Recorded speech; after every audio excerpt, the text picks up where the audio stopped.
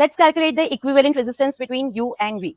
This circuit seems to be very complex, but अगर आप इसको closely analyze करोगे तो आपको दिखेगा कि इसमें एक पैटर्न है. 6 ओम रेजिस्टेंस यहाँ भी है, यहाँ भी 6 है, यहाँ भी 12 है, यहाँ भी 12 है.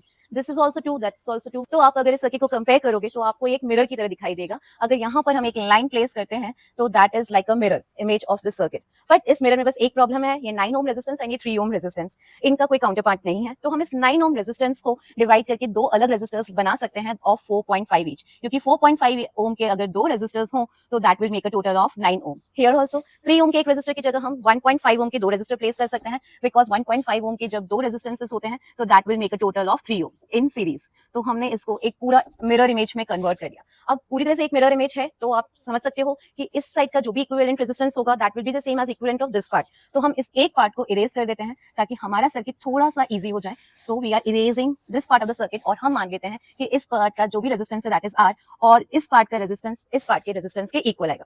अब हम इस पार्ट को सॉल्व कर लेते हैं. तो you can C starting with this 1.5 और 3 ओम का ये रेजिस्टेंस आपको दिख रहे हैं, पैरेलल हैं. इनको सॉल्व कर लेते हैं. Equivalent resistance in parallel is R1 R2 upon R1 plus R2, 3 plus 1.5 is 4.5.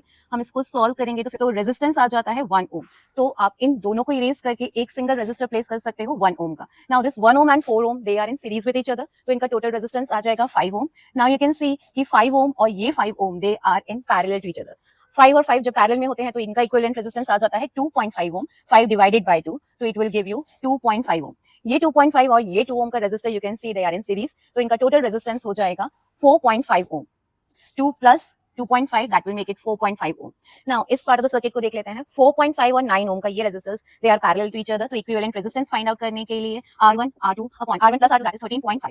So the equivalent resistance comes out to be 3 ohm. तो इन दोनों को हटाकर हम एक 3 ohm का resistor place कर सकते हैं. Now you can easily see the 3 और ये 12 series में है, तो इन दोनों की जगह हम बना सकते हैं एक 15 ohm का resistance. 15 and 15 दोनों parallel हैं, तो इनका resistance हो जाएगा इनका आधा 15 divided by 2 that is 7.5 ohm.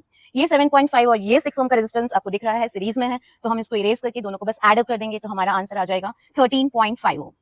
ये 13.5 ohm and this 4.5 ohm you can see they are parallel to each other, तो बस इनका इक्विवेलेंट रेजिस्टेंस निकाल लेते हैं. 4.5 into 13.5 divided by 13.5 plus 4.5 that will make it 18. जो भी ये रेजिस्टेंस आएगा उसके सीरीज में एक और रेजिस्टेंस R वाला प्लेस है, तो जो भी रेजिस्टेंस आएगी that will the other R जो हमने एक और R प्लेस किया था, अगर उसको R2 कहते हो और इसको R1 कहते हो, तो ये दोनों सीरीज में है. सीरीज में रेजिस्टेंसेस एड अप होते हैं, तो अभी हम इसको मल्टीप्लाई कर देते हैं 2 के साथ में. नाउ 2 9 45, 9 5 45, अगर आप इसको मल्टीप्लाई करोगे तो that comes out to be 6.75 ohm. Such questions are especially important for your NS exams.